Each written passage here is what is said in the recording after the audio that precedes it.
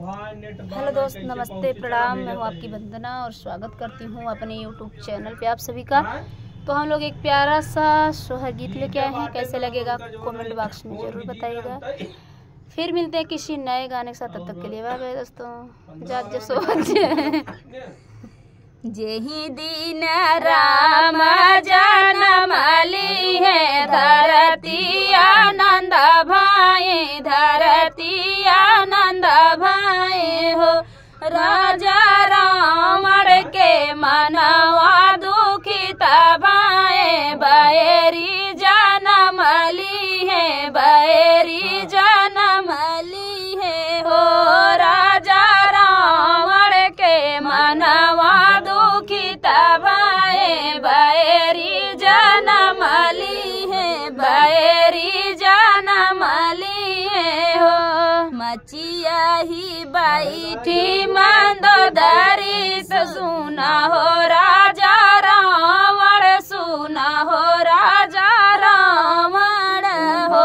राजा कहे तोरा मनवा दुखित भाई, राम के जन्म ले से, राम के जन्म ले से हो। राजा कहे तोरा मनवा दुखित भाई, राजा के जन्म ले से, राम के जन्म ले से हो। 1 लाख पुतवा तोहरे, सवाही लाख नतिया, सवाही लाख नतिया हो। राजा एक से सहस भुजवा तोहरा, काहे के दुखित भया, काहे के दुखित भया हो।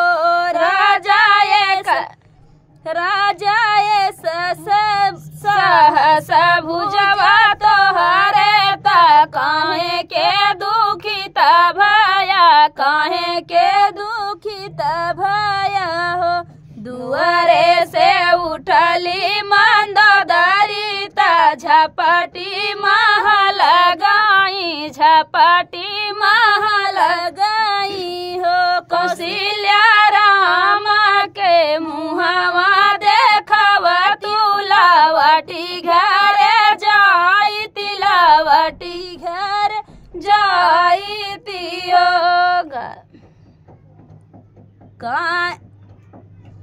कौशल्या राम के मुहवा देखव, तुलावटी घर जाई, तिलावटी घर जाई ती हो। कहीं राम के देखबियु त काली, कहीं कहीं राम के देखबियु त काली रे सूरतिया, त काली रे सूरतिया हो। बहिनी बरहई दीना के राम होई है, बरही के देखियो, बरहिया के देखियो हो। बहिनी बरहई दिन के राम होई है, बरहिया के देखियो, बरहिया के देखियो हो। कहीं राम के जन्म गर्भ लागियो बोलई, गर्भ लागियो बोलई हो। बहिनी बरहे बारिश के राम होई है, बने है चला जाई है, बने है चला जाई है। लवटी नाही आई है, लवटी नाही आई है हो। देवड़ी से बोली कौशल्या, सुना हो राज, सुना हो मंदोदरी, सुना हो मंदोदरी। मंदोदरी बरहे बारिश के राम होई है, भले है बन के जाई है, भले ही बन के जाई है। लवटी नाही आई है, लवटी नाही आई है हो। बहिनी छूट गए बाझिनिया के नाम बाझिनिया घर सोहर बाझिनिया घर सोहर हो। तो फ्रेंड एक सोहर गाने में हालत खराब हो जाता है।